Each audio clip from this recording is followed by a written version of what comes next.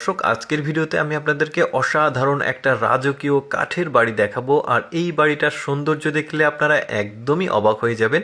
পুরোপুরি ভিডিওটা দেখতে থাকুন। এই যে দেখতে পাচ্ছেন, এটা একটা কাঠের তৈরি বাড়ি। আর এই পুরো বাড়িটার যে সৌন্দর্য সেটা একদমই অবাক করা। বিশেষ করে এই যে কারুকার্যগুলো দেখুন, এই যে টেবিল, ফার্নিচার সব কিছুই ম্যাক্সিমাম আসলে কাঠের তৈরি। তবে এক্সটার্নাল যে উপকরণগুলো রয়েছে, যেমন এই যে লাইটটা, তারপরে টেলিভিশন, ফ্রিজ, এগুলো বাদ দিয়ে বাকি সবগুলো আসলে কাঠ দিয়ে তৈরি।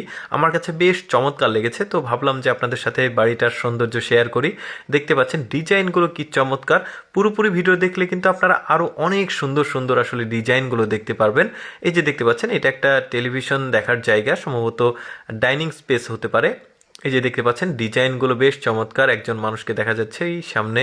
তো যাই হোক, এই যে দেখুন উপরে ডিজাইনগুলো দেখুন, ওই যে লাইট যেখানে রয়েছে এলইডি লাইটগুলো, ছাদের যে অংশ দেখুন কত চমৎকারভাবে রাজকীয় রাজকীয় একটা ডিজাইন করা আছে। এই যে দেখতে পাচ্ছেন এগুলো সম্ভবত ওই যে সিরামিকের জিনিসপত্র। এই জায়গাটাও বেশ চমৎকার।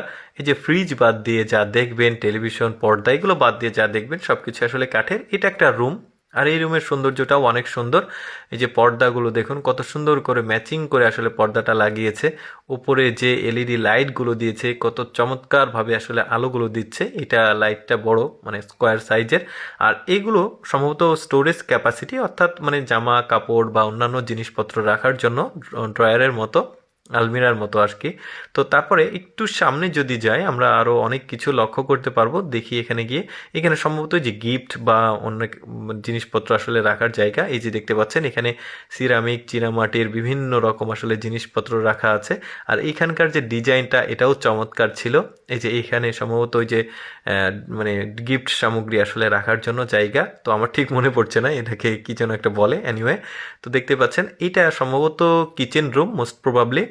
উপরের যে এক একটা লাইটের যে ডিজাইন, সেটা কিন্তু এক এক রকম চমৎকার, আসলে রাজকীয় একটা ফিল দেওয়া হয়েছে। এটা একটা রুম।